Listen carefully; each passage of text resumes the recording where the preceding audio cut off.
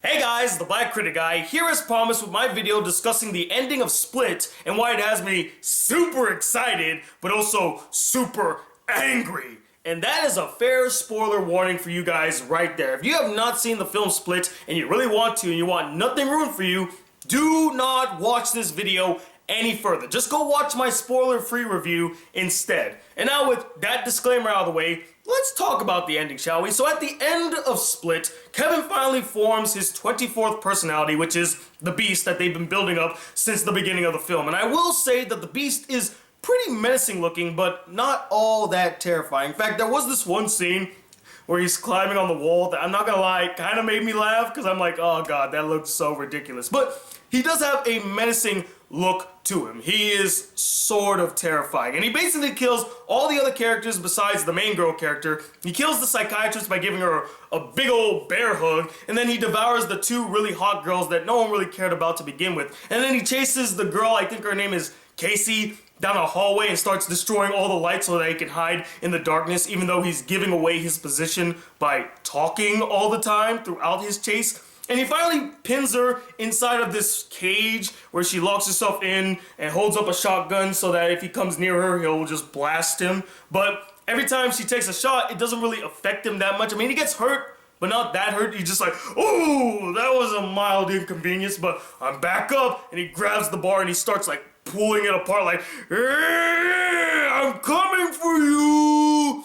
And throughout this chase scene, apparently Casey's shirt started getting ripped and torn apart, and it later reveals that she has like scarring on her body because throughout the film, we actually see Casey's backstory and her upbringing, and apparently it's heavily hinted that her uncle molested her as a child, like physically assaulted her, and after the death of her father, he became her guardian, and I'm guessing the abuse continued well on to her teen years. And after seeing the scarring on her body, apparently the Beast is like, oh, you're not normal. No, you're just like me. And I don't know why, I understood what they were trying to get at, but the execution just felt so weak to me. It reminded me so much of that scene in Batman v Superman where Superman, instead of saying my mother got kidnapped, he's like, Martha, you're killing Martha. It felt like a very Martha-esque moment, this climax, where it's basically everything gets resolved because apparently the two characters share something in common. And again, I understood what he was trying to do, like a parallel between the two characters and how similar they are, but it's just the weak-ass execution that just made me say, no, I don't buy that, and that is just such a weak-ass way to end your film. And so the Beast walks away, leaving Casey inside the cage, and then someone finds Casey hiding there and brings her out, and apparently it's revealed that the whole time they were actually at the zoo. Oh, get it? Because he became the Beast, and the Beast resides in the zoo. Whatever, okay, we get it. The Beast resides in the zoo, and the police get her, and they're like saying, hey, your uncle's here, and there's this really long stare that she gives, and I was thinking, is she finally going to like tell somebody that her uncle abuses her and all that stuff? Because I'm thinking the whole thing about Casey's character is that she is very withdrawn. She doesn't like speaking her mind, and I think that's because of years of neglect, years of abuse, and she's kind of like taught that if she's put in a terrible situation, just keep your mouth shut. That's what she's taught. And I understood that's why she behaved the way she did at the beginning of this film, like just don't do anything, it'll all be over soon. But I wanted to see a metamorphosis with her character, and at the end of this film, I didn't really get a hint of a metamorphosis. It just felt like she was still the same.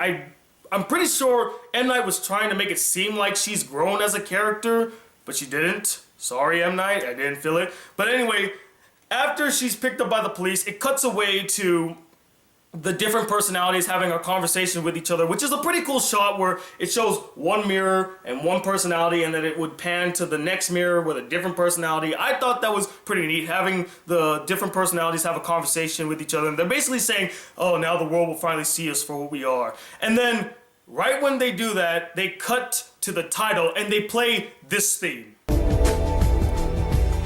And when I heard this theme playing, guys, I sat in my chair like, why does this theme sound so familiar to me? It sounds eerily familiar to me. What is this thing? Wait a minute. I know this theme. This was from another M. Night movie. Why is he playing this theme from, and then sure enough, it cuts to a diner, and it's talking about how Kevin is on the run, he has all these personalities, and is super powerful, kidnapped all these people, and the people in the diner are like, oh my god, that's so terrifying. Wait a minute. Doesn't that kind of remind you of that one guy in the wheelchair from 15 years ago? And I go, what did you just say? Guy in wheelchair 15 years ago? What? No. And sure enough, they're like, what was his name again? And a guy says, Mr. Glass. And they pan up, and it's Bruce Willis as the character David Dunn from Unbreakable. And that's when it finally hit me. The theme that they were playing is the theme from Unbreakable. And I was sitting there like, holy shit! Holy shit! Are you hinting at the fact that your next film's going to be a sequel to Unbreakable, and we're gonna have freaking David versus the Beast? Oh my gosh! Oh my goodness! I literally freaked out in the theater. These two people sitting next to me, they were just like, holy shit! I'm like, yeah, holy shit! Oh my god! It's Bruce Willis's character from Unbreakable. Now, if you guys don't understand why I have this much excitement over this, is because Unbreakable is actually my favorite M. Night Shyamalan film. It's the only M. Night Shyamalan film I own unironically. I love this film. It's a great film and has one of the best twists I've ever seen in a film. And when I saw Bruce Willis not only say the name Mr. Glass and also be in the film, it kind of gave me hope that maybe M. Night heard our prayers and is finally going to give us an Unbreakable 2. I mean, come to think of it, Split the film just felt like one big old build-up to reintroduce us to the world of Unbreakable so that he could make Unbreakable 2, which in a sense is kind of ingenious because Unbreakable came out back in 2002. So that's 15 years ago. And not a lot of people remember Unbreakable. In fact, what many people don't remember is that Unbreakable was not a financial success. It actually underperformed, but it's still a really good film. And I'm guessing he's trying to reintroduce the world of Unbreakable so that his next film will be a sequel to Unbreakable. And that's why I was super excited. When I saw that, guys, it gave me hope that we will finally get an Unbreakable sequel. But at the same time, it really angered me, and I'll tell you why. Because again, it felt like this entire film, its whole purpose was just to set up the fact that he wants to do Unbreakable 2. But also it made me think, what if that's not even what he was trying to do? What if that was just a nice little Easter egg for fans of Unbreakable? Maybe he wasn't even trying to make an Unbreakable 2. It's just like a nice little reference to Unbreakable, and that's it. There's no real build up to the next film, and that makes me say, so you're just teasing us, basically. You're teasing us with the fact that you acknowledge that we all like Unbreakable and we want to see an Unbreakable 2, but that's all we're gonna get. We're not gonna get a sequel. I really hope that's not the case, M. Night. I really hope you're not fucking with me here. But it also kind of scares me too now I think about it, because what if it turns out to be bad? I mean, if he makes a sequel nearly 20 years after the original, especially with M. Night and how bad Split was, I don't know if I really want to see an Unbreakable 2. I don't know if I would be ready for an Unbreakable 2. What if Unbreakable 2 turns out to be terrible and it completely ruins what Unbreakable was? I don't know.